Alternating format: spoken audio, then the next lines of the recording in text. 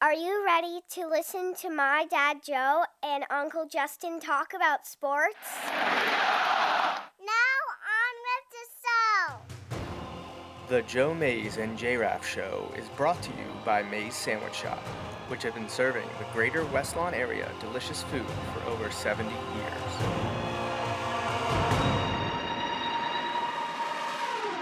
You are listening to the Joe Mays and J-Raff Show. Boring. A weekly podcast about sports since 2011. Don't you ever get tired of being wrong all the time? With a focus on football. Sue, late in his career, is going to have his first Super Bowl title. Now, no wonder they want to call it Tampa Bay. Or Tampa Brady. One more snap, would you have guessed when this impossible season was trying to launch that you'd get it all in, you'd get to Tampa, and when the Super Bowl ended, the ball would be in the hands of Tom Brady. I don't know why we ever think it won't. The Tampa Bay Buccaneers have a second Super Bowl title in franchise history. And Tom Brady doesn't pass the torch quite yet to Mahomes, does he? Even though you're looking at the greatest right there. Now, here are your hosts, Joe Mays and Justin Raffauf.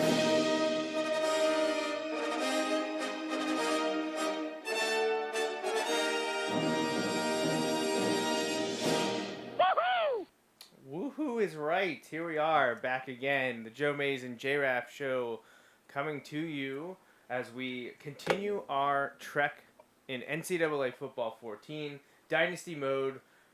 Justin and I are sharing coaching responsibilities with the Florida Atlantic Owls. Again, we're in year 2, off to a 1-1 start, which is better than year 1, Justin. Better than year 1. Significantly better than year 1. So we get to play a team that shall not be named around these parts. It's Yes. well, I mean, we have a lot of names for them, but none of them are PC enough for our broadcasts. So you'll see as we're playing the game who we are playing and where we are playing. We are on the road. We're staying in the state of Pennsylvania. So Justin's ready to roll.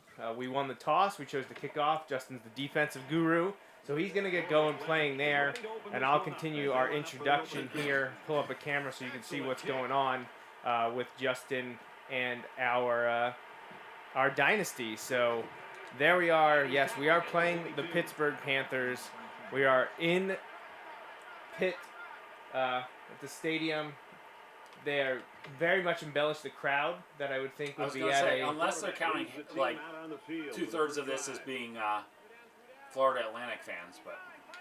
So, yeah, you can probably tell Justin and I not big fans of Pitt and Pitt-related athletic activities. So Justin and I are hoping for a big win here in Dynasty Year 2. So while we play tonight, Justin and I are going to continue our look at the 2021 NFL season. A few weeks ago, our last broadcast for episode 335, we discussed the NFC and AFC West division. So we went through those 8 teams, and it was kind of crazy. Not only did Justin and I completely agree on the finishing places for those 8 teams, but I found out after the fact that my dad actually had all 8 teams placed exactly how we had them as well.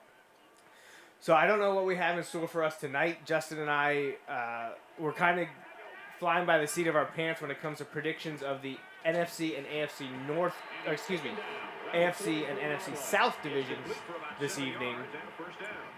I haven't given it too much thought, so I'm gonna kind of go quick here, and we'll start like we normally do, Justin, with the NFC. That's all. We always go NFC first, so we're gonna keep that going here. So we're gonna start in the NFC South and take a look at the Atlanta Falcons, Carolina Panthers, New Orleans Saints, and Tampa Bay Buccaneers, and obviously this is the division that is home to the defending Super Bowl champions, who are taking a chapter from the Chiefs' notebook or game plan last year to run it back, because they return, I think, nearly every single person. I think every starter is back. Every starter has returned for the Tampa Bay Buccaneers. But we always start with 4th place in the division. And Justin, I don't think either of us are picking Tampa Bay in 4th. No, No. definitely. I mean, I would be okay if that's how it worked out, but definitely not picking that. So it's not going to be the Bucs, and I usually go first. And since you're playing, I'll go first as well. Tampa Bay is not the number 4 team. Honestly, unfortunately, nothing against Coach Matt Rule, but I still think it's the Carolina Panthers to me. I like Rule. I'm not a huge Sam Darnold fan, but I'm pretty bitter from the comeback that USC had against Penn State in the Rose Bowl a few years ago. That left a very bitter and sour taste in my mouth. Anything that has to do with Sam Darnold, and then he went to the Jets, and you know how much I hate the Jets. So Sam Darnold is not one of my favorite guys, but that's not really fair to him because USC and the Jets. I mean, he picked USC, but he didn't pick the Jets. I mean, who would pick the Jets? So. No, he definitely did not pick the Jets. But is Sam Darnold an upgrade over Teddy Bridgewater? They weren't able to do a lot with Bridgewater under center last year. In 2020, they were 5-11 in 3rd place in the South. Obviously, they didn't make the playoffs. And I don't know. I'm not super excited by what they are putting on the field in Carolina. I do remember years ago, I think this streak has been broken by now, but how this division, like every year, like the 4th place finisher would win the division the next year. And they just rotated like that for like 7 years or something ridiculous like that. I don't see that happening this year. And of course, the Panthers weren't 4th place in the division last year. But I don't know that Carolina's done enough to climb out of 3rd or 4th place. I'm putting them in 4th place. I know people were big on J.C. Horn at cornerback. That was their 1st round pick. Terrace Marshall, the wide receiver from LSU, was their 2nd round pick. But how much are they going to be able to help initially this year? Are they going to be able to take this team to more than 5 or 6 wins? Yeah, I don't know. This is a tough one because I know they played a number of close games last year. It's not always a good indicator on how they'll do this year. I was a little surprised that they went with Horn. I mean, they got Darnold, so like they didn't need to draft the quarterback. I know there were some people who thought they still would. But yeah, like. Right, if I go with my 4th place team, this is tough, like, because I can honestly feel like there could be 3 teams in play here for 4th place if things go a certain direction. I don't think the Buccaneers finish 4th no matter. No, I'm with you there, and I kind of agree. I could see any of the other 3. I'm not rooting for a Brady injury, but even if Brady got injured, there's so much talent on that team, I don't think they finish last. You know what I mean? Like, right, I know Tom Brady's hugely important, as the Patriots last year kind of showed us. I think there is too much talent on the team for them to drop from 11-5, to 6-11 or something like that this year. Yeah. So you know what I'll go different. Oh, you're changing it up. You know what? This one's for you. I should have done it.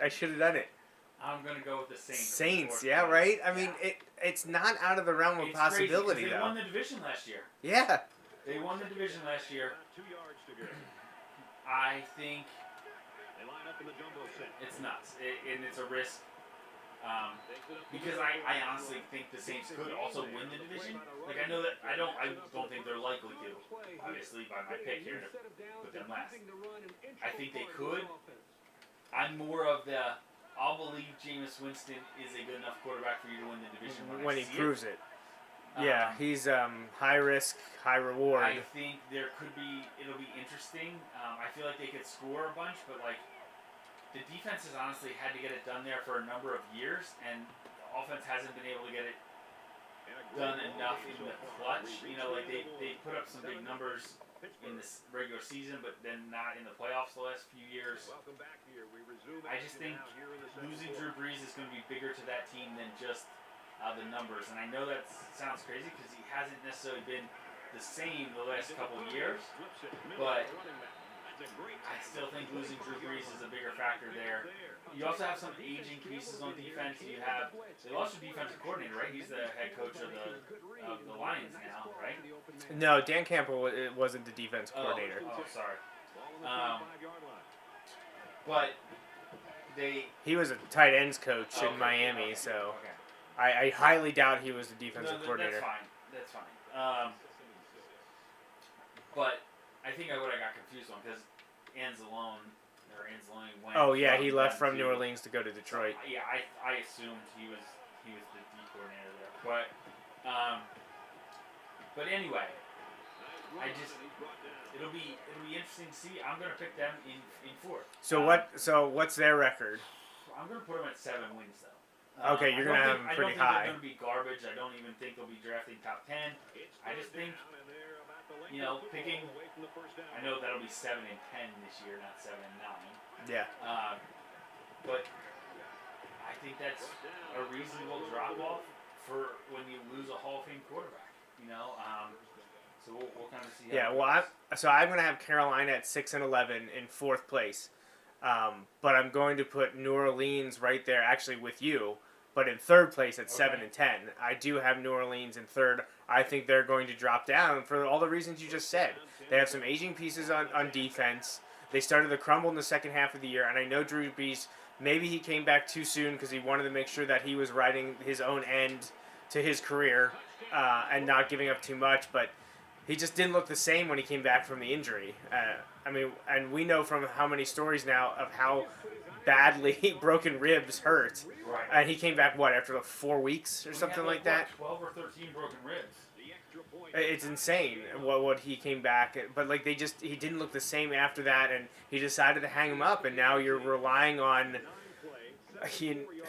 probably Jameis Winston, and he's high risk, high reward, and he'll probably end up winning him a game or two on his arm alone, but he'll probably also end up losing them a few games. Yeah.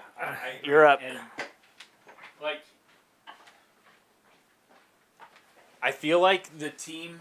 How much of a reliance on Taysom Hill do they want to do, too? Right. So, I feel like when I look at this Saints team, it reminds me a lot of those Buccaneers teams, right, that Jameis was part of. Extremely talented on offense, should be a solid defense. I'll believe it when I see it, kind of thing. You know, I just. What have you done for me lately? You got to show me that you've progressed. Now, we gave credit to Jameis when he decided to go there. Oh, because he said he wanted to sit there and learn and get better. Now he's got to show that he did it. Right. What did you learn? Absolutely, and the thing is, I mentioned, I'm not sold that he won't be really good there. I just haven't seen it yet. They also have an early bye. Their bye is in week 6. And they start the season against the Packers, who, whether it's Aaron Rodgers or Jordan Love, I think the Packers are better than them. So they have to go to Carolina, then they have to go to New England. They host the Giants before going to Washington. And we haven't done the NFC East yet, but there are people, the experts and the prognosticators out there that are picking both the Giants or Washington to be better and win the division. Washington won it last year. Right. So, you're not talking about an easy start to the year. Now, if Carolina's not as good as, as good as we think they are, which is saying they're not going to be that good,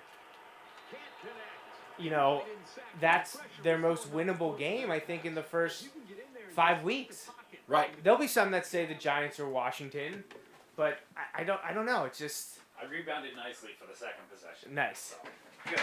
After giving up a long touchdown drive on the first drive, to be able to get them to go 3 and out. So the Saints are your 4 team at 7 and 10. Right. Who's your 3 team then? I'm gonna go. I really want to stir things up. Well, not really, but I want to go different again, but I'm not going to. I want to have the guts, the pool, to go with Atlanta here in third place, but I'm not going to do it. I'm going to go with the Panthers.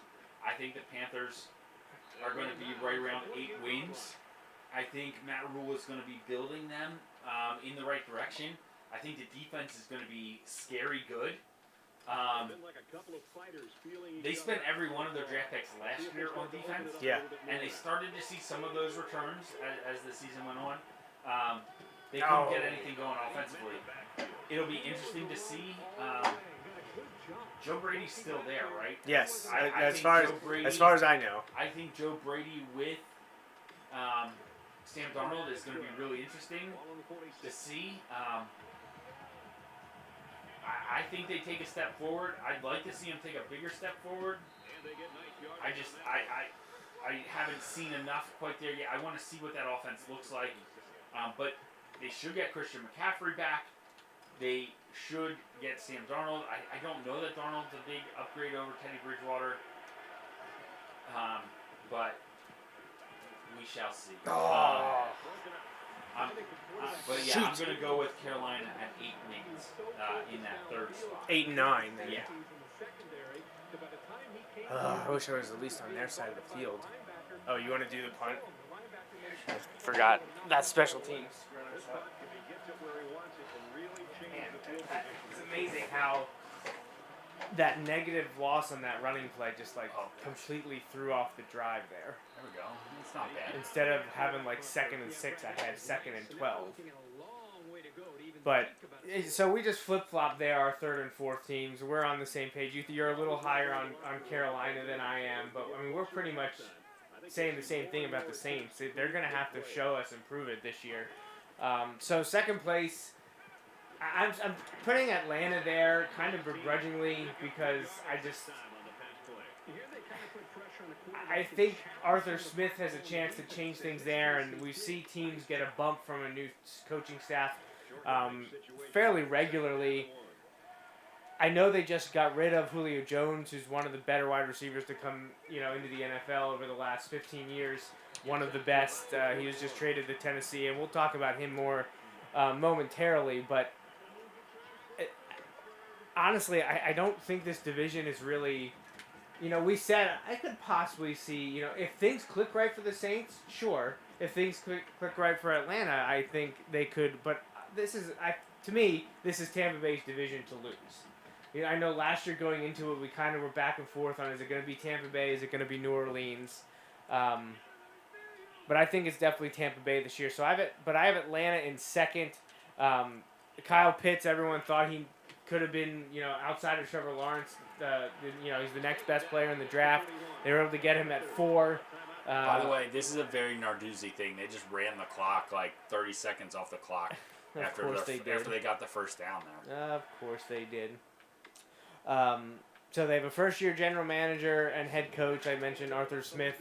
They got rid of Julio Jones, but they added Kyle Pitts.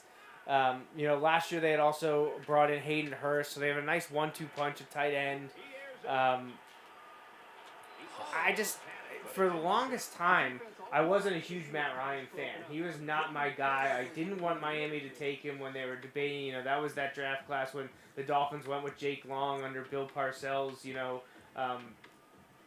Management, not as coach, but that was a big deal. And I wasn't a Matt Ryan fan, and he's able to put up numbers. But honestly, he's kind of now become I was always a defender of Phillip Rivers. And now I feel like Matt Ryan has kind of gotten lost in the shuffle, and people are forgetting how good he really is.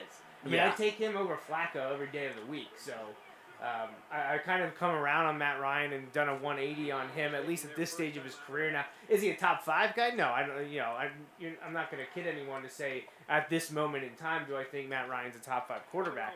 But I think there's an opportunity to get some wins this year in a down, again, NFC South other than Tampa Bay. And I think Atlanta could capitalize on that. We saw them coming on at the end of last year. Last year wasn't great to finish 4-12 and in 4th place. And they had a horrendous start to the year. They started 0-5 and 1-6. They rattled off a few wins, and then things came crashing down the last 5 weeks. But the middle of that year, I feel like they were playing more to their potential. They beat up the Vikings for the first win. They beat the Broncos. and they destroyed the Raiders. That was when I thought, I was like, oh man, Atlanta's going to make a run. And of course, then they lost their next 5 games. So maybe my prognostication for Atlanta, not the best, but they played both Super Bowl teams the last 3 weeks because they played the Bucs in week 15 and 17 and the Chiefs in week 16, and they were close games. You mentioned about losing close games. Their last 5 games that were all losses, they lost by 5 to the Saints, 3 to the Chargers, 4 to the Bucs, 3 to the Chiefs, and then they got beat up by the Bucs in the finale by 17. But I think this team is on the cusp of getting back to at least competitiveness. Yeah, I don't disagree. Welcome back, everybody. Second half action about to begin. I'm kind of in the same boat as you. I'm putting them begrudgingly in third. Or, sorry, in second.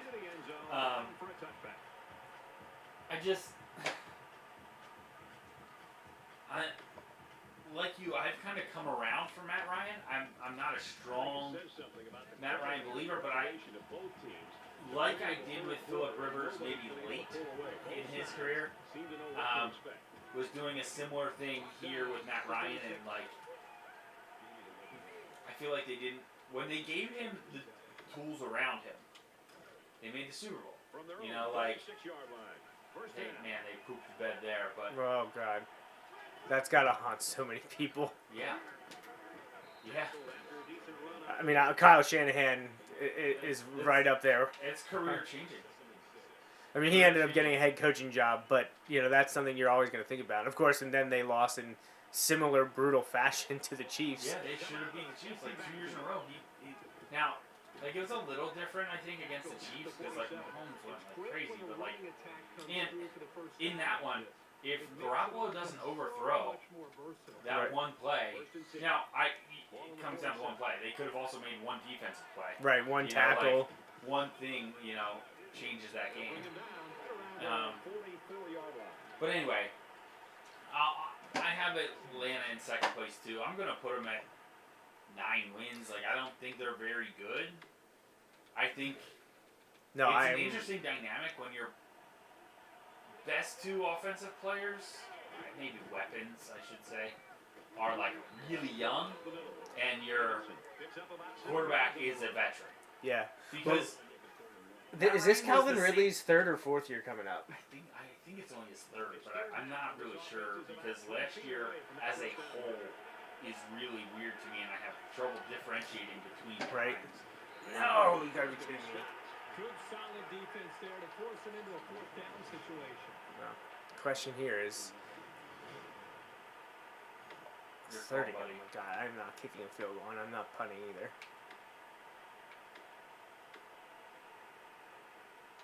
I don't like any of those.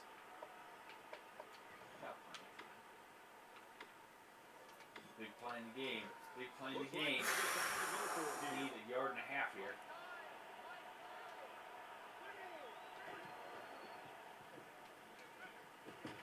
God, I thought he was gonna drop it. I thought he was doing level.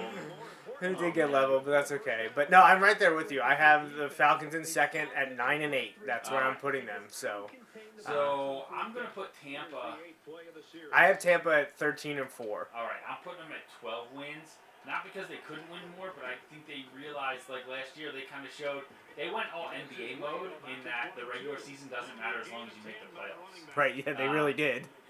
And like it worked for them, and I think they could get a similar thing this year. I think,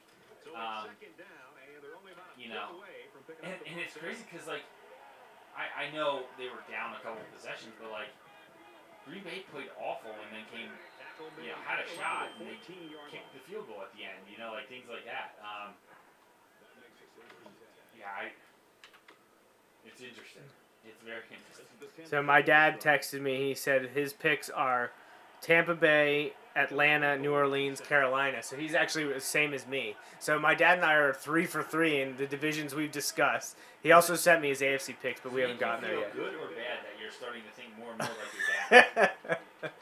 I think this is just a blip on the radar, actually. That may elicit posted a response as well. Oh yeah, I think what's gonna come through next is a bunch of middle finger emojis. So Oh man, I'm eating up the clock here, Justin. that's perfect. Perfect. All right, so yeah, I'm gonna put Tampa at 12 wins. They're the best team in the division. They are now in the until you prove me wrong. Right. I'm going with them. Tampa Bay gets the benefit of the doubt. Right. Kind of like we've given Kansas City the last few years, and we gave to New England for how long? Way to fall forward. Way to fall forward. It's a key skill among running backs. This was the guy that we were criticizing last year too. Right, fell into the 4. You want me to? Oh, here we go. Here we go. He responded to his AFC picks by saying "Go Carson." Okay. But we'll get the AFC shortly. I mean, we're pretty much there. Tampa Bay is the best team in If the it's NFC not South. the finger emojis, it's only because they worked their way off of the recents. Right, yeah. Now he doesn't know how to find it, right? Had shows for a couple weeks, and Yes. that's why it worked its way off the recents. So, yeah. So Tampa Bay is the best, like you said. Someone out there has to prove that Tampa Bay is not the best team. Right. Because everyone remembers the Super Bowl. Now, At I least think when it matters, you know, like Right. when it matters, like I don't think they're like a flawless team, but they're darn good on paper. Like that was the one thing last year. There were some people, not everyone, but there were some people who were like, "Who could have seen this coming?" Like literally me. Like I said, like I thought he was going to Tampa because, like, look at the weapons that were there, you know, like, and just between all of that stuff, like it made perfect sense. Like they were supposed to have that was a great drive, by the way. I'm not gonna throw it if I don't have to. That just is so.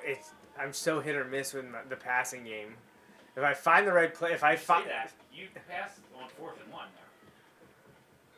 there. if I Conversion. I mean that in a positive way. Like you were able to do it when you needed it most, which Well- is the key. If you can do it when you need to, that's key. it's all about being clutch. So, all right, now we just need a stop because I can milk that clock I was away. gonna say. So yeah, let's get a stop. Let's finish Pittsburgh and move on. Be above 500 early in the year for a change. Oh, that would be incredible. So yeah, okay. So that's our NFC South preview. Let us know if you agree or think we're really, really bad at this. Which, I'll remind everyone that I've been picking New Orleans to not win the division for most of the last decade. So do with that what you will. My dad said I can't wait till we pick NFC East. Well, we got some time until we get to the NFC East, so we got to do a few divisions before then, including the AFC South, which is comprised of the Indianapolis Colts, Jacksonville Jaguars, Houston Texans, and Tennessee Titans. So we start at the bottom, and I feel like we're going to be in complete agreement here. It has to be the Houston Texans. I would be shocked that many out there are picking them outside of 4th place in the division. And I think most people are probably picking them as the worst team in the NFL. What? And it's crazy because... Yes. Nice. Because with all the other issues aside, which is a lot of issues, they've got the best quarterback in the division. You know, like, and who knows if he's even going to be available. Right, that's the biggest thing. And if he is available, he might not, like, he doesn't have any weapons. You know, well, that... Yeah, so... I mean, I don't think he's going to be available based on the number of people that they've brought in to fill that quarterback spot. Yeah, oh, Tyrod Taylor, chief among them. Flashback to before his off-the-field issues, he wanted out anyway. Yeah, that's where it was going. Like, how crazy is it that is... I thought he did too. So their roster right now at quarterback is, well, Deshaun Watson is obviously They're there at the listed top. as punting here, so Okay. I am... Tyrod Taylor, Jeff Driscoll, and Davis Mills, the rookie from Stanford. So But they were 4-12 last year. Now in that division, that was in third place. But I think the Jaguars are going to be a little bit better this season. But there are so many question marks there. You know, My gosh, could this be any more like an actual pick? an actual pit? Like And 2 minutes to play. And specifically in Pittsburgh in September. Think about it. How many times have we been watching the scoreboard, you know, and they're like in a nail biter with Youngstown State, and they squeak it out. Not this time, hopefully. But you know what I mean? Like, this is a pretty crucial series right here. Narduzzi ball. So come on, I want a keychain. They were 4-12 last year. Woo, he got blown up. They were 4-12 last year with Deshaun Watson, who was, you know, eventually people realized he was playing at an MVP caliber level. You're right. But they were still 4-12. You're right. All right. So they had. This is where it goes against. They had the best quarterback in the division last year. Right. And second to worst record in the division. Okay, Right. So yeah, they absolutely have to be at. I think they'd be fortunate to get the 4 wins, and that's a lot in 4-13. Yeah. 17 Honestly, games. based on the talent they have, because they've also lost Will Fuller, who went to my Dolphins. Right. They got rid of think J.J. that's Watt. I think that's a sneaky good pickup for the Dolphins too. Like, Oh boy. Oh god. this would be a huge pickup. Not that defensive coordinator over here stated. This would be a huge pickup. Just letting you know. Yeah. Well, go back to a play that's worked a few times before. There's a couple others I wanted to run. I need one of those linebackers to be blitzing. That's what I want. Nope, they're dropping. Yeah, but they didn't do it right. Well, they're pit linebackers, so should we be that surprised? My quarterback's going to throw for less than 50 yards and win. So Deshaun Watson, incredible on the field. I don't even want to start to comment about the stuff going on off the field. 'Cause I don't know enough to talk about it intelligently. Right. You know, like, they need to sort that out by day. That's way above our pay grade. The legal system and the NFL, and what they decide, all right, that's. Yeah, we're going to stick a pin in that one. But without him, I can't imagine. Like, I would think they're going to be very bad. I just, there's no other way around it. So, an interesting piece would be Tyrod Taylor, because he seems to be able to rally people in different places. He was going to be the starter in San Diego last year until right before game 1, the team doctor punctures his lungs. Jeez. Was that before the first game? I was thinking that was the second or third game. I thought it was the first game, because I thought he was, like, I thought that's the only reason, what's his name, played. Herbert. Yeah. Oh, did I get it? Yes! Yeah. And they have no timeouts. Yeah, they're done. It's over. It's over. Where's the fake Neil? Should I throw it deep on the last play? Yes. Play action. So, like, they think you're just running out the clock. And if you give up a pick 6, I'll never forgive you. Oh, come on. I got the first. Yeah, so I have them as the worst team. I think they'll... Worst team in the division and the NFL. Yeah, possibly. Well, I'd be interested to hear who you think is going to be as bad as I have them. to think through it.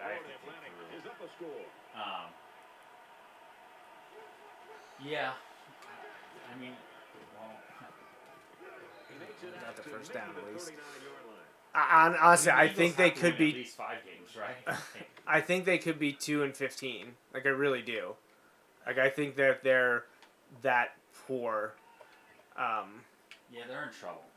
They're in trouble because, and here's the other thing, their defense was awful, and they lost J.J. Watt. Right. You know, like, and I know Watt is different. Like, he produced differently at times. He passes it. Oh, there it is. You better make this tackle. Oh my God. Woo. Woo. Dude, that wide receiver needs to make a better play on the ball. That was poor. It says everything about them that they knew we were throwing deep, though. They had everybody back. They did, yeah. Oh, man. But we won at Pitt. We won at Pitt. Went on the road. That's one we had circled on the schedule from when you sent me the schedule. Hey, that's a... Did you hear their not their AD, the conference commissioner? That's a Power 6 team. That's a Power 6 team for a Power 6 conference. Oh. Man, we could spend a whole show talking about the college football expansion, huh? Drop them to 0-3 too. Makes it even sweeter. Well, they were ranked like 12th to They start were the season. ranked. Yeah, they were ranked to start the season. Now they're 0-3. So, well, you hate to see it. You hate to see it.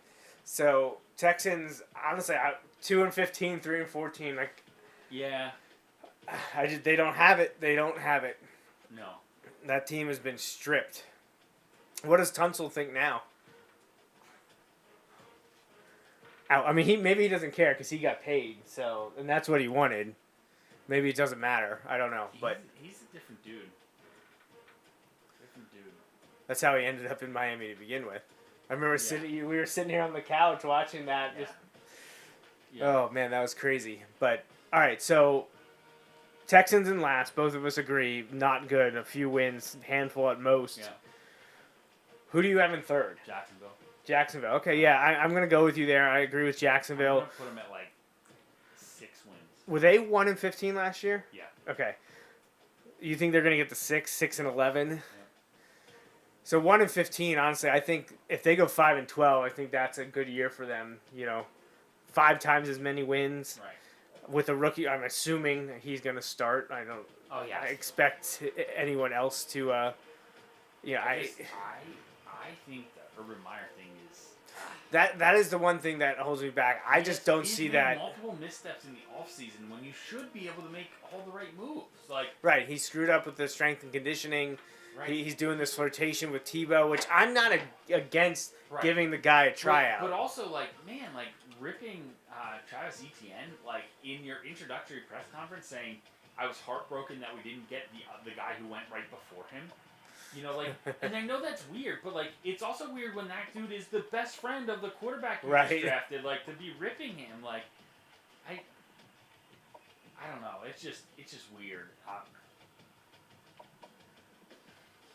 I don't know. I've also, over the years, there are fewer and fewer situations where I'm rooting for individuals to fail. You know what I mean? I feel like I'm maturing in that sense. Right. I'm in my late 30s. I should be maturing to that. Ooh, this is a get back game, right? This is a revenge game, year, and they're 3-0. And they beat us pretty good, I think, last year. Yeah, they did. We're at home. Ooh. All right. Well, let's not screw this up. All right. Did you see I pulled out the all white for you? I love that. All white everything. I changed it to white socks and white shoes and everything. Love it. It's the best. So Jacksonville, yeah, I'm not an Urban Meyer guy at all. I wasn't when he was at Florida. I wasn't an Urban Meyer guy. So. No. And I don't know that this will happen. It's different when you're dealing with guys. It's different to a degree when you're dealing with guys in their careers. But his track record of having a program where guys can stay out of trouble is not good. And in the NFL, that's a big deal. In college, you can sweep that under the rug in Gainesville. Right. And by that I mean you just look up the arrest numbers on his teams were insane. That's not going to fly in the pros. However, that's not. It's different in the pros because these guys, it's their jobs. Right. A lot of those guys haven't made it to the pros because of those issues. That's a whole different thing. I think, don't get me wrong. I think, I think the quarterback's going to be great.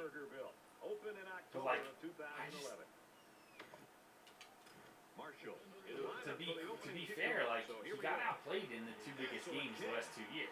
Yeah, well, and he's been so hyped up since high school. Right, it's just weird to me that if someone else had lost their 2 biggest games, they'd get ripped for it. You know what I mean? Now he did win it his freshman year. So there you go. Right. But the last 2 years he got outplayed. in their biggest game. In the gun, 5 wide receivers. Good open field tackle. It'll be interesting. And at Clemson, like let's be honest about the ACC. ACC has Clemson, who's really good, is incredible. Ball on their own 42. Outside of that, Mediocre. Mediocre at best. Like Miami gets hyped up every year and then starts getting smoked by teams who have no business beating Miami. Virginia Tech hasn't been the same since Beamer left. Yeah, for sure. I just, yeah. No, I'm right there. I'm right there with you, but I don't think. I think he was worthy of the number 1 pick. I don't see it as a slam dunk as many people. The generational talent thing, I don't see. That they say that every 3 years. That's what gets me. Every 3, and it's not necessarily just quarterbacks, but that's not what I like. That's okay. It just bothers me how like every 2 or 3 years there's a generational talent in some capacity. I'm like, that's not how that works. Yeah.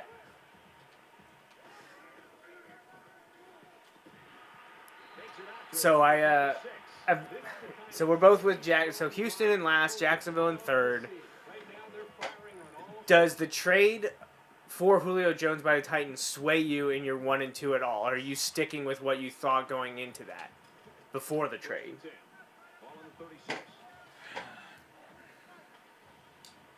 You know what? I'm going to go with my gut here and stick with who I think. You're going to go with your gut and your heart? Yeah. I'm going to go. Yeah, you nailed it there. I'm going with my heart here. I'm going to go with the Tennessee Titans in second place. So I love watching Derrick Henry run.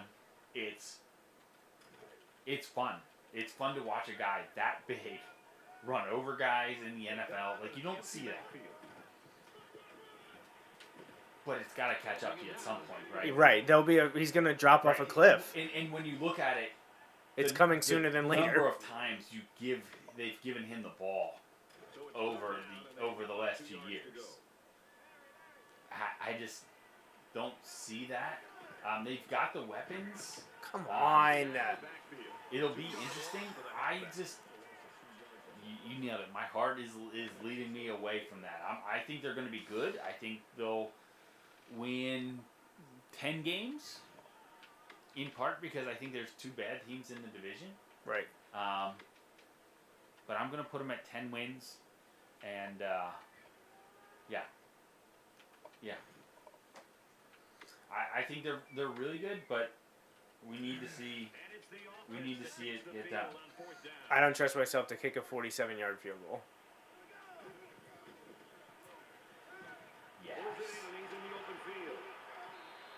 So I'm actually going to be right there with you because I'm worried about Derrick Henry's workload. I worry about them being able to keep up, and we saw it fail them in the playoffs against the Ravens. Right. I think they're good enough to make the playoffs, and that type of offense works very well. Right. In January and now into February. And when you have a lead. And when you have a lead. If you don't have a lead, you're in trouble. And even if you have A.J. Brown and Julio. And here's the thing, I love Julio. He's not the same guy, though. He's not. And that's my biggest thing here. The takeaway for me is Tannehill is who we thought he was. He isn't doing anything more in Tennessee than he did in Miami. Just Miami's still in the shadow of Dan Marino. He was just the last in the long line, and now it's Tua's turn. This is the 10th play of this drive.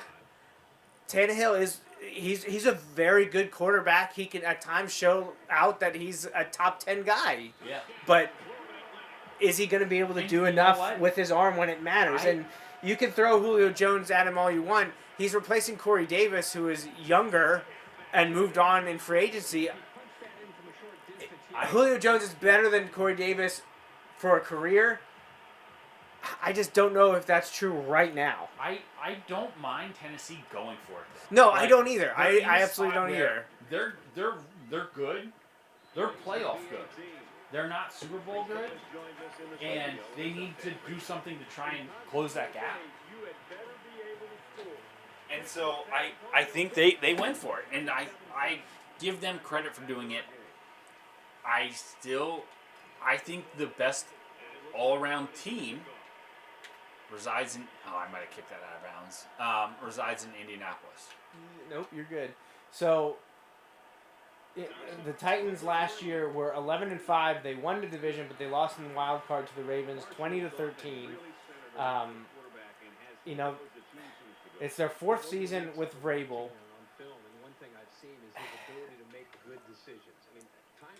They drafted Caleb Farley in the first round, which there was for a long time in the pre-draft process. He was a fringe top 10 pick, but his history of injuries, came back to bite him, and Tennessee stopped his fall at 22. So if he can play immediately and stay healthy, I mean, that's a huge upgrade for their defensive secondary. They also got Dylan Redunds, the tackle from North Dakota State, who is one of my sleepers, and I wanted Miami to be able to pick him up. Unfortunately, that didn't happen, and now he's going to be playing for Tennessee and helping to protect Tannehill if he can break into their starting rotation along the offensive line. But the other thing that gives me a bit pause is if they lose Ryan Tannehill. Now he's been fairly healthy throughout his career. He's missed some time when Miami made the playoffs for the last time. The 2016 season with Tannehill for the most part being the starter there, but he got injured and wasn't playing the last few games in the playoffs. If he gets injured in Tennessee this year, they have Deshaun Kaiser and Logan Woodside. Ooh. So they really have nothing behind him. No. I would love to see them. I mean, you're talking Derrick Henry getting 45 touches a game at that point. Right. Well, I want them to supplement Derrick Henry with Darrington Evans and Jeremy McNichols. They'd occasionally use McNichols last year, but I feel like they need to get him a few more carries. But A.J. Brown, Julio Jones, that's a great 1-2. It'll be interesting to see who steps up as their third. I think Indianapolis is the best team overall, and they're moving from Phillip Rivers, who I think had a good year last year, to Carson Wentz, who I think is going to have a great rebound year. I think being reunited with Frank Reich is perfect for him. I think they're going to institute the offense very well, that the one that Carson Wentz was so comfortable in. They have a great stable of running backs in Indianapolis. They almost have like too many running backs at the time. Right. Because last year Marlon Mack missed like the whole year, I think, or almost the whole year. And Jonathan Taylor ended up having a great rookie season. They're looking for big things from him this year. They have Nyheim Hines. And who's the other guy? They have one more. They have four. It's on the tip of my tongue. That's going to bother me. Jordan? They have Jordan Wilkins. Jonathan Taylor. Yeah. Marlon Mack. Nyheim Hines. That's what I mean. Like, they have a great stable of running backs to help establish the run, to set up your pass. Let Carson Wentz operate in play action. You have Michael Pittman there. T.Y. Hilton came back, right? They re-signed him, didn't they? You have Michael Pittman. You have T.Y. Hilton. You have Paris Campbell, who's like a playmaker. Yeah, Oh, he dropped it. Oh. Jack Doyle, who can be a good tight end.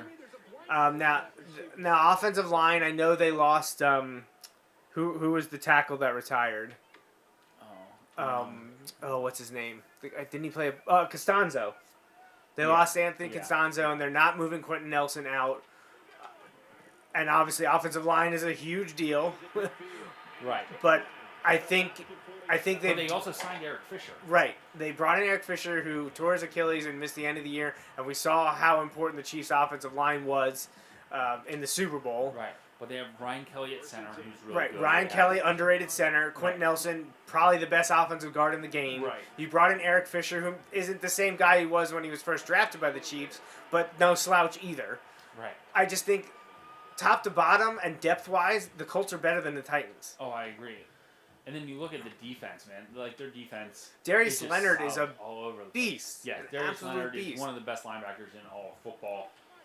If he didn't play for the Colts, He'd be like, getting way more recognition. Yeah, he'd be getting Defensive Player of the Year recognition. Well, he was Defensive Rookie of the Year Right. a few years ago when he first came out. So to me, I think the Colts are better. They're my number one. They're your number one. Did you say win totals for the Titans in second? Titans, You said 10, right? Yeah, I think they win 10. Yeah, I'll go with. I'll say 10-7. I wouldn't be surprised if they got to 11-6. I agree. But I think the Colts are poised for at least 11-6. I think I could see them at 12-5 because they should win 4 games against the Texans and Jaguars. I agree. There's no excuse for the Colts or probably the Titans to I lose agree. to either of those teams. I agree. That's why I'm going to push them from 11. I'm going to go to 12. I think they win 12-5. Yeah, so 11-6, 12-5. That's where I'm at with the Colts. Let me pull up what my dad said here. I already have one Colts quarterback jersey. I may need to get another one. So actually, my dad has Jacksonville below the Texans. I don't know if he wants to rethink that or not, but he has Indianapolis, Tennessee, Houston, Jacksonville. Listen, I'm not saying I don't.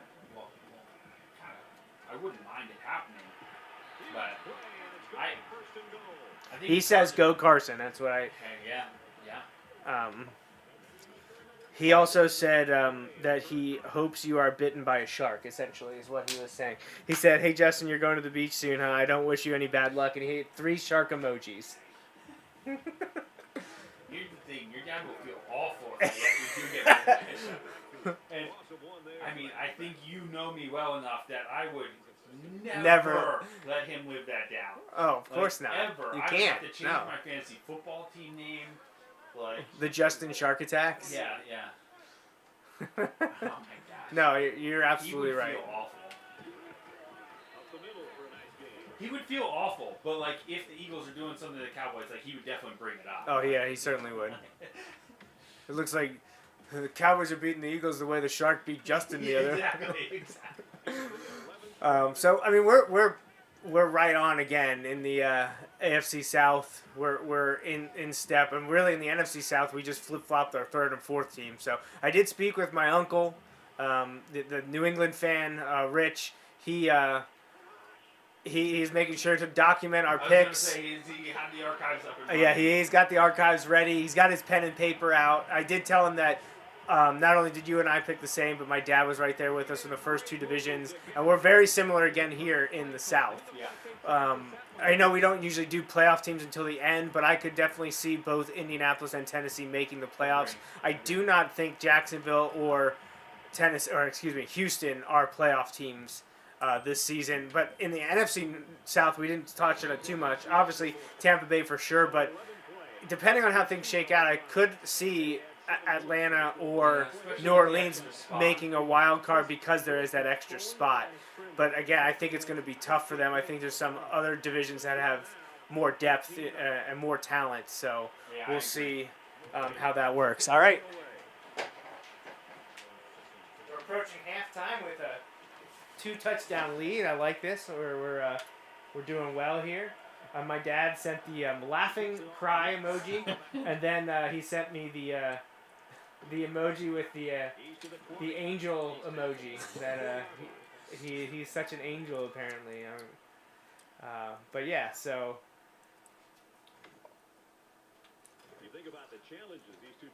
I don't know. I think we pretty much covered. Well, we didn't. The Colts draft. They got Quiddy Pay from Michigan, the edge rusher. To come in. Sam Ehlinger was an interesting choice, the quarterback from Texas. Right. They got in the 6th round, and then with their last pick right near the end of the draft, they did take Will Fries from Penn State, the offensive lineman. But now that they have Wentz, Jacob Eason's entering his 2nd season, and they brought in Sam Ehlinger, they have a decent young group of quarterbacks. Now, obviously, Wentz is the undisputed number 1, but it'll be interesting to see if Eason or Ehlinger can develop into a solid backup guy or even someone that they end up trading over the years. I'm not talking really this season, but it's By the way, if our predictions hold true for the Colts, that would be good for my Eagles. Yeah, you're right. Because it would. Yeah, that would mean they got a 3rd first-round pick next year. which would be huge. Yeah, that would be awesome. Would be absolutely huge. So we're getting ready. Well, not we're discussing how our fantasy stuff is going to play out. Our fantasy football league that we've been doing for a number of years. I think actually this is going to be year 17 of our fantasy football league that I am the commissioner of. And we just talked about how Which with is the insane. NFL, yeah, right. Oh, With the gosh, I thought I NFL caught it. expanding to 17 games, 18 weeks, we've got to make some schedule changes, regular season and playoffs. We've got to figure out what we're going to do. Because one of the things that could screw things up, and this was mentioned, I think, during the draft or at some point, was how late some of the buys are this year. Yes. Week 14, which is, for many leagues, the first week of playoffs. Yeah. Including us. And we haven't quite decided what's going to happen there, but week 14... 4 teams are on a bye, and I think it's funny. We're talking about the Colts here. They're one of the teams. And then the other 3 teams are all teams that people in the league are very interested in. They all have week 14 bye are the Colts, the Eagles, the Patriots, and the Dolphins. Wow. So no Cowboys, no Ravens, no Steelers, but 3 of the 4 teams are teams that listeners of this show and people in our fantasy league very much want to keep up with. So just an interesting little tidbit there. But looking at the Colts' schedule, they have that late bye in week 14. I mean, it's tough. They do have a very tough schedule, and I know we haven't been talking too much about opponents because it's really tough to And gauge. they were a playoff team last year, so like it's not like, you know. Right. They're gonna have some tough goes of it because they finished second in the South and we're 11-5. So they're gonna play the second place teams in the AFC, and they're also gonna play a second place NFC team. But they start out now. They are at home for these 2 games, but they have the Seahawks and Rams back to back. Wow. So you'll probably find out something about all 3 of those teams in the first few weeks. Now, they don't have to go 2-0 in those games. No. But you don't want to start 0-2 either. Well, and you want to see how you look, you know, like. Oh, and then after that, oh my gosh, maybe we want to revisit this Colts team because the first 5 weeks go thusly. Host Seahawks, host Rams. Go to Tennessee. Go to Miami.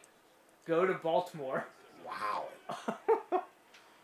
So, in reality, if they come out of that 3-2, even at 3-2, that would be great. That'd be impressive. Now they do get Houston. Then they have to go to San Francisco before they get their second matchup with Tennessee. So both games against the Titans will be over by week 8. Wow. Then they get the Jets and Jags at home. It's kind of odd that they did that. Yeah, because you thought that you would have them playing at the end of the year. Yeah. The Jets and Jaguars. There we go. Round up the 3-game homestand. Did you force a field goal? Yeah, it was 3rd and 2. Nice. And I Blow it up. through. Then they have to go to Buffalo and host Tampa in back-to-back weeks. Then they have Houston before their bye. So I'm going to drop that back down to 11 wins. 11-6. Yeah. After they... That's going to be deceptive for a lot of second-place teams to have to play Tampa because they didn't win the division. Right. After their bye, they host New England. They go to Arizona. They host the Raiders, and they go to Jacksonville. That's a tough schedule. Yeah. That's a really tough schedule. I gave up one huge play there when That run? was that a quarterback option? Well, yeah, it was a read option, and I was the only guy, and I bit, and that was that. So that's pretty much wrapping up our South Division previews. Do you have anything else to add about those 2 divisions? No, like you Yes. mentioned, oh man, go. I am obviously rooting for the Colts. I want them to do, I shouldn't say obviously, I guess there are some people who are not, who are Eagles fans who are not. I don't understand that. I don't get that either. Like, It's a new possession for this Like- offense, so what will it hold? yeah. That's just not, it would be different if it was a different situation. Like, if you went to, like, Washington or something like that. Well, yeah, no, that's completely different. Yeah. You went to the Colts. You went to Frank Reich's Colts team. You know, it wasn't free agency. You didn't, you know. Yeah, why? What do you have against? I don't get that, and I do not get the people that are like, Nick Foles. No, I understand no. the appreciation Well, you and how have. about- How about that story that came out? I don't know if you saw that because Oh. it wasn't a big story. That Foles, like, I guess Chicago had come to him and said, "Hey, what if the Eagles want to, try and trade for you?" He's like, "I don't want to go back." Oh, really? I didn't know like, that. He's just like, that was the rumored story, but it was one of those like NBC Philadelphia, or it was one of those things that I saw. But I think it was basically like he's like, look, it's not that situation. He's not at that state. He wasn't looking to. Yeah. When they're like, he knew he'd be brought in as the backup, but like you wouldn't. It would be weird, and I think he knows it would be weird. Right. So like I don't think he didn't go on like the radio and say that, but that is the report was that he wasn't interested in coming back to Philly. Interesting. But if you think about it, the team he knew in Philly, that's not there anymore. Like Right. No, they're gone. Right. It would just be like going anywhere else, except like the fans would love you, but there'd be this weird pressure. Like we've talked about that. Like I am forever indebted to what Nick Foles did, but he played great for a game and a half. Like he played great for a game and a half. He was not good at the end of that regular season. He was not good at the start of the playoffs. He got hot when it mattered. Right. The last 3 quarters against the Vikings and the Super Bowl were the best games he's ever played. And what a heck of a time to play the best football of your life. Right. And I'm forever thankful for that. But yeah, he's kind of proven everywhere that he's not a starter in the NFL, right? Right. He's a backup, a glorified backup.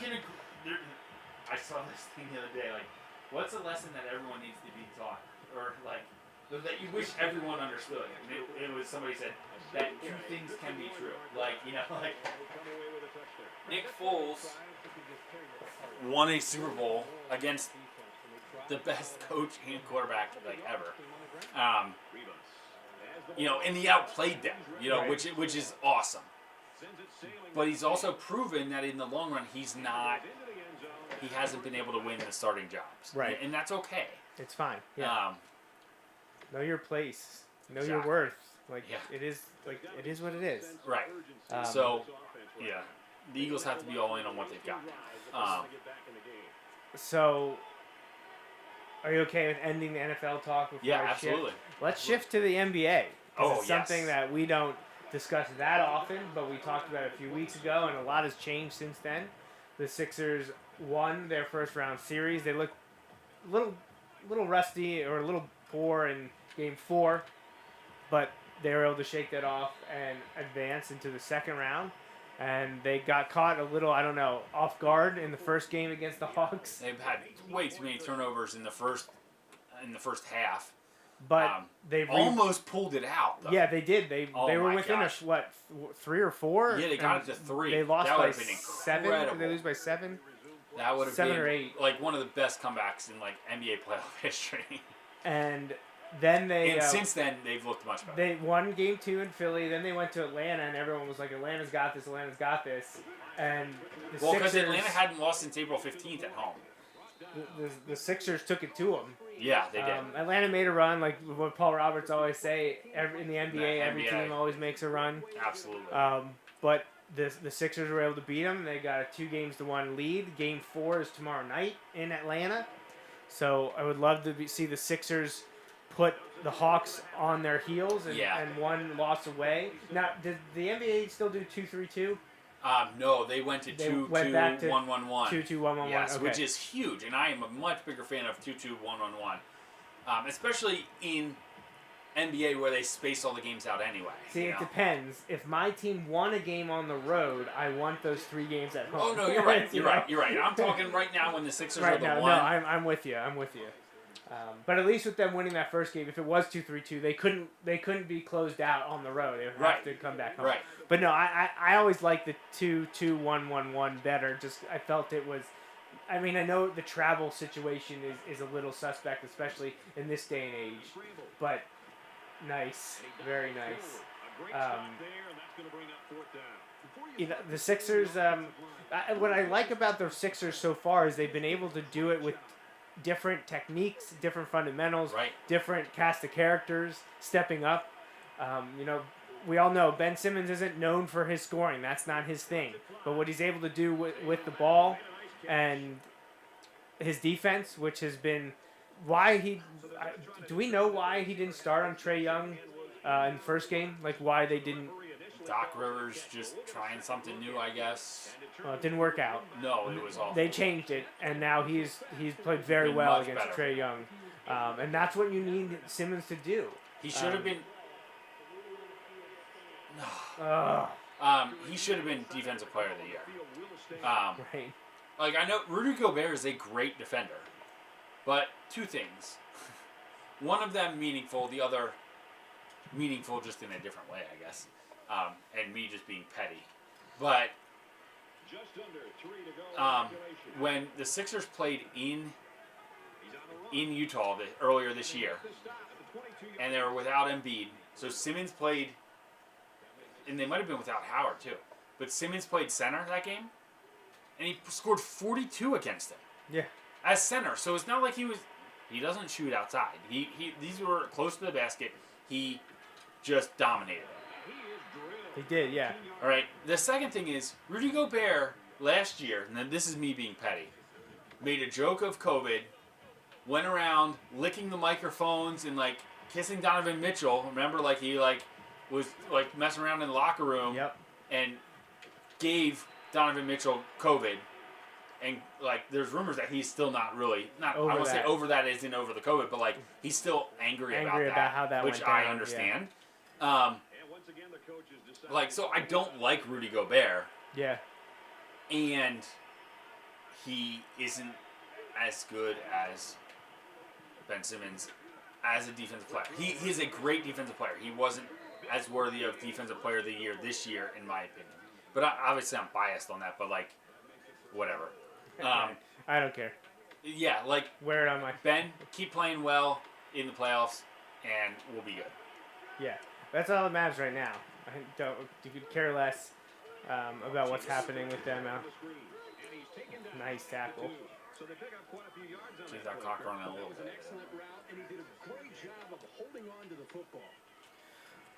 So, Play called All Out Blitz? Yes, please. how do you feel Game 4 is going to go tomorrow night? So it's tough.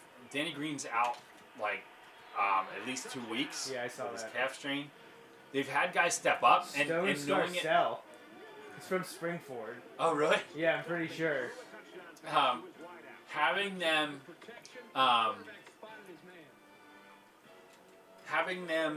like they know it ahead of time. Like, you know, he got hurt a couple minutes into Game 3, and they were able to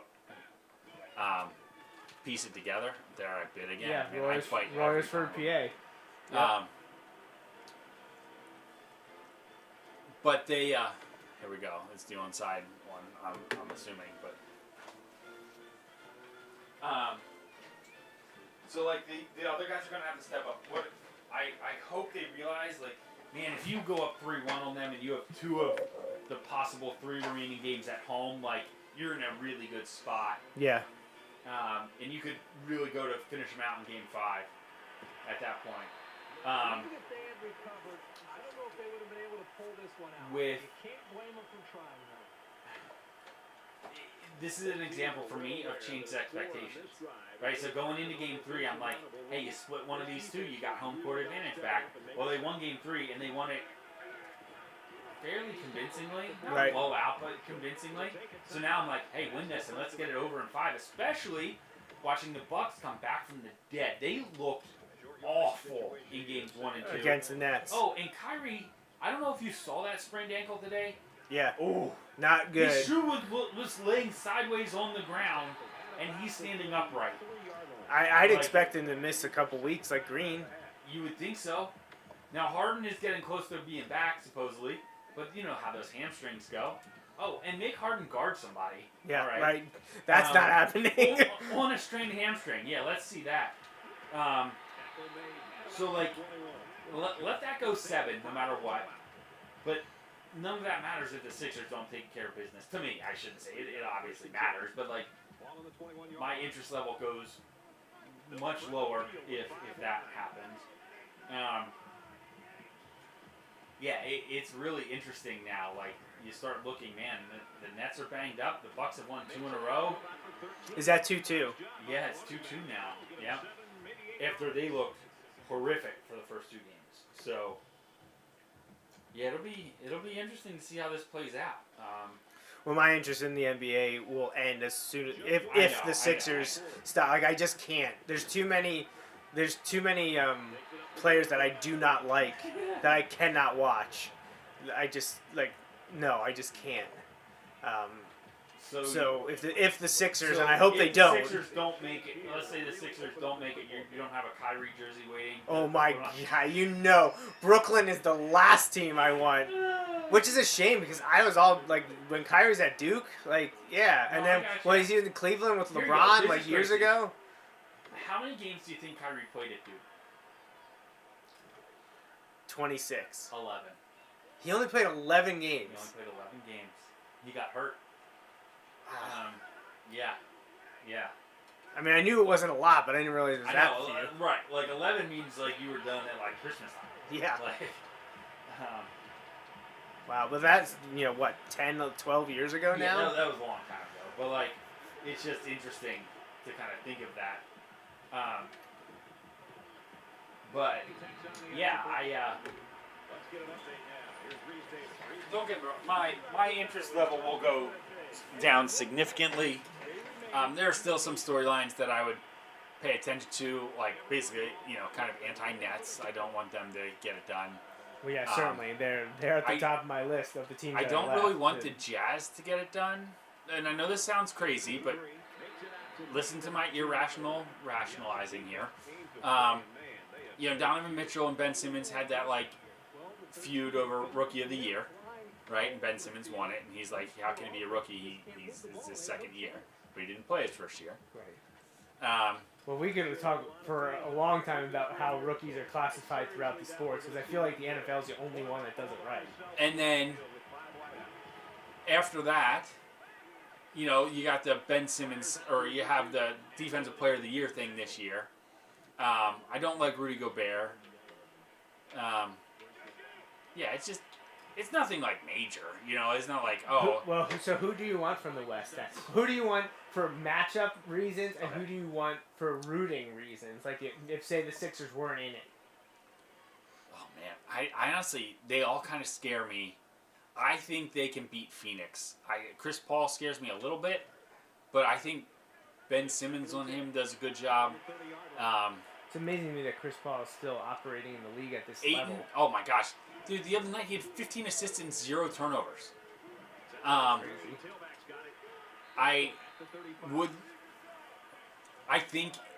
don't think DeAndre Ayton can stop Embiid. You know what I mean? Because while they've beaten Denver 3 games so far, they haven't stopped Jokic. Right. He's gotten his. Did we win? Yeah, we're done. 28-11. Hey, we're 3-1. 3-1. All right. Starting out fall of 2014 on a high note, and our only losses to a top 10 team, top 5 team. Right. And we played them tough. Right. So all is well. Yeah. With the Florida Atlantic Owls in year 2 of the we Joey were a little Raffauf. concerned because we lost our quarterback last year. No, we have the quarter. We lost the running back. Oh, okay. With the guy that's starting for us this year is technically the starter from last year, but after a few games, I was like, the backup's better. Yes. Even though they didn't have the rankings better. This guy is better. He wasn't breaking tackles and he wasn't catching the ball. Right. That was so frustrating in our first year. How no one caught the ball. Now this guy is catching the ball, but the backup's not catching the ball. He's the one that dropped that third down pass in the last game. So you can just advance this. Yeah, you can advance this and move us forward so that we're set up. So actually... we have a bye, it said, next week, I think. Oh, wow. So I don't know how we want to do this, because the next time we have this show is in 2 weeks and you're not around. Right. If you want to play, you can play. I'm just debating. To keep it moving, if that's what you want to do. I'm just debating what I want to do, because I don't know if I can play and talk about the NFL at the same time. Right. And I feel if I find a replacement, I don't know if I'll find a replacement that can play this game. So we'll have to talk about it. I'll have to think about that. But yeah, so I'm invested with the Sixers, especially once like football stops and when the Flyers went down, I was like, all right, Sixers, you're the team until the Phillies. I'm interested in baseball at the beginning, but then the Phillies always go through some kind of slump and whatnot, and but they've been playing well the last few days. Won 4 in a row. Won 4 in a row. Had done 3 straight walk-offs. Beat the Yankees twice. Nola looked good today. Hopefully, yeah. Nola and Wheeler have been Nola's been up and down, but Wheeler's been really strong. Need to figure out the bullpen. Need a more consistent offense. But when McCutcheon's going, I think they got something. It's just he's been having struggle. But now Rhys Hoskins was in that 0 for 26 stretch. So I feel like they can't all click at the same time. But if they're still winning and they're not all clicking, I'm okay with that. Exactly. So, but yeah, the Sixers take care of business tomorrow night. Get up 3-1. Oh, that would be huge. And you got. And you know what? home. Like this is an example of a game where if you want to be a championship caliber team, these are the games you win. Right? Like these are the games. Like I know they talk about the last. The fourth win is the toughest one, but like. You have a team that has thrown everything at you like the last game. Like they had everything going for them. You had a starter get hurt in the first couple minutes. They're back home, where they haven't lost in 2 months. And you beat them, right? Like, hey, do it again. You can break this team's will tomorrow night. Do it. Make those Philly fans cheer injuries. Oh wait, the game was in Atlanta. Oh my gosh. Yeah. No, nothing. Crickets. Yeah. I saw Kevin Nagandi brought it up. Well, of course he did. He's a Philly guy. I know. But he brought it up, and he was and he just said, like, I thought he handled it really well. Like, he was just like, I missed, he's like, let's just call this what it was. He's like, if that would have happened in Philly, the lazy narrative would have come through about, Philly, and that's exactly what it is. It's lazy. But, yeah. But I'm sorry, you expect the media to be anything but lazy? Is that what you're saying? I'm sorry. We're talking about American. I tossed the softball up to you there. We were talking about American journalism of the last 10 years. Like honestly, I feel like 2010 ended and things just went off the rails. So we're on. I can't argue against that. A decade of I feel like I've seen it all, and then I see another headline or something. I feel like I've seen it all, and then tomorrow happens. Every day. And then I wake up, and... So. But yeah, we've got a funky schedule from here on out, pretty much. I mean, we were gone for 2 weeks because I had a wedding and kids' birthdays and things like that. So, yeah, we've got funky schedules coming up, and we're sticking through that. We're off this show next week. I will be doing Bulldog Hour. I got to verify that he's still into it, but Paul Roberts was going to join me for Bulldog Hour, and that will be after this week's 7 on 7, so I'll get my first look at the Bulldogs in action. Is that? That's on Thursday. I was going to say, yeah. The golf tournaments this weekend. There's a Tradition Club meeting this week, so I should have plenty of Wilson football news to talk about. Finally, Justin and I skipped the spring update because there wasn't really anything to update about. So this will be our first chance to get back on the Bulldog Hour, and I'll be joined by Paul Roberts to do so. Then the next week, you just heard us talking about, I don't know what's going to happen there because I can play the games, although I haven't played defense. I don't know this team defensively very well. So that could be iffy. But I don't know if I can game by myself and also at the same time talk the NFL divisions. You may be able to do it. When you had to run up a couple weeks ago, I was lost in terms of like trying to talk and pay attention to the game. Oh my gosh, it was difficult for me. That doesn't mean that you can't do it. Like you might be able to handle it better than I did. I don't know. That's pretty tough. I did not handle it well. Like. It's tough to be because you're focusing on playing the game. Well, the biggest thing is like having the cues. Like if you like toss up, like, hey, how many wins do you think they're gonna have? Like, oh, I can do that. But like thinking of like where am I in this? You know what I mean? Like Yeah. that was difficult for me. Well, you need to send me your picks Okay. for sure. For the 'cause North. I will For the probably, North, correct? Yeah. Yeah. Well, actually, I think we are doing the full North. At some point we're going to try to just Split. do one division. Okay. And talk about it. Although we ran them through pretty quickly tonight and had some time to spare. But I do think the North is all together on June 27th. So Okay. if you can just message me your picks with win-losses, and obviously they don't have to make sense in the long run. But so I'm not saying this is necessarily my take, but how about that tweet I had sent you that someone's like, the Steelers are going to finish last because they have the worst quarterback in the division. Right. Like, that's a strong take. That's a very strong take because I feel like, that's loaded. Right. If you're talking about future potential, I would agree with you. Right. If you're talking about right now, I don't know if I'm ready. I don't know if I'm ready to eat that spicy dish.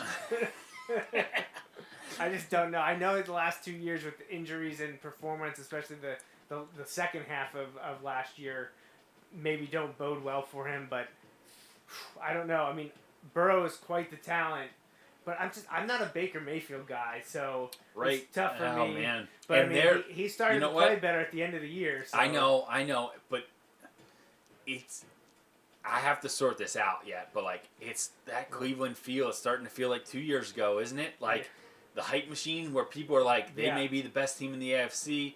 They may be the best team in the AFC, and I'm like, I don't know. See it. Like, I don't know about that. And we were right. So, yeah. That we'll be off the next week then. That's 4th of July for a variety of reasons. I'll be away. It's a holiday. It's also my anniversary. So, so there's a whole lot going on. How many years? 12. Wow. Old man. So my marriage is graduating high school. So. Oh, man. So think about that. The kids that just graduated were in first grade when we got married. Yeah. Yeah, so that hit me this year because the kids I had kids this year who were like some of the seniors weren't in school like when I started teaching. Yeah. Yeah. Yeah, they were well like and this will be my 13th year coaching. So like the kids that are seniors this year were kindergartners, I think, then when I started coaching. Yeah. So this is like, does that count as is that a generation then? I feel like so. 12 years is a mark. I know it's longer than that, but yeah. So we'll see what happens in 2 weeks. I got to figure out what I'm gonna do there. I feel like I need someone here to bounce ideas off, even if they don't. Well, just think like those first kids that you coached are in their like mid to late. They're in their mid 20s now. Yeah. Well, one of them's coaching with us. Yes. Yes. You're right. He was a 9th grader. My first year. Yeah. So. Wow. And he's been coaching with me since 2014. I was going to say he's been coaching for years too. That's crazy. This will be his like 8th year coaching. So. Well, this was fun. I appreciate anyone tuning in live, watching this game, talk the NFL 2021 preview, or listen to this after the fact on the website or in any of the podcatchers. You can check out all of our information on the Joe Mays and J-Raff show and everything that Justin and I do on jmnjrradio.com. You can also subscribe to the podcast on a variety of sites and iTunes or iPod.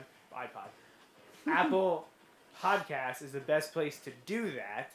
And if you would be so much obliged, and we'd be very thankful if those of you who have been listening to us for a while could give us a rating and a review on there. I'm not sure we have any, and maybe if we do, I don't want to see them because that's always a downer when you log on and you have like a 1-star review. So, but for those of you out there that haven't rated or reviewed us, go check us out on Apple Podcasts, and we also have a home on SoundCloud. That's where a lot of the audio goes from this show, Bulldog Hour, the shows I do very intermittently with my daughters, the pop culture show that I do with the Barenshausen's, Tangents with Friends, and then the one I do with my wife, Kelly, where we talk about the movie Twister. We're hung up at 60 minutes, an hour into the film just because of my health issues over the last few months, but we need to get back on that. We actually Kelly's always like, no one listens to this. I don't know why we keep doing it. And then I sent her a screenshot of the Solid F2 podcast Instagram where someone said they just binged all 60 episodes while at the gym, and we're hoping we were coming back soon. So it's time to get back on the horse and talk about Twister. And we're more than halfway through, so it's time. But that's awesome. Yeah, like, review, rate, subscribe, check everything out, JMNJR Radio or the Joe Mays and J-Raff Show, and everything else that Justin and or I do. Happy belated birthday to my daughter, Haley. That's why we weren't on the air last week. We were celebrating that, and a whole bunch of people, I think, celebrated in the last week or two, including Brent Berenthausen, who, like I said, I do Tangents with Friends, do that show with him, and it's always a lot of fun. Justin, you have anything to say before we sign off? No. Justin's done. He's ready. He's ready to roll. It was good to be back, and like I said, Bulldog Hour next week, and this show will be back in 2 weeks, and we'll talk more NFL and play a little bit of the college football game. So until next time, for Justin Raffauf, I'm Joe Mays, and this was episode 336 of the Joe Mays and J-Raff Show. We'll see you next time.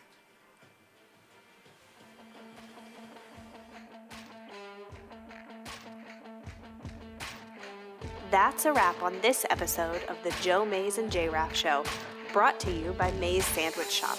Woo-hoo! You can watch each weekly episode live on Facebook, Periscope, or YouTube. Be sure to like, follow, or subscribe to the show on Facebook, Twitter, YouTube, SoundCloud, Apple Podcasts, and Google Play. You can also rate and review us on many of these platforms as well. We'd love to hear from you. Send your emails to the Mays Sandwich Shop inbox at joemaysandjraff@gmail.com. The Joe Mays and J-Raff Show is a part of the JMNJR Radio Network, home to other productions such as the Bulldog Hour, Tangents with Friends, and Nat Chats with Dad. Until next time.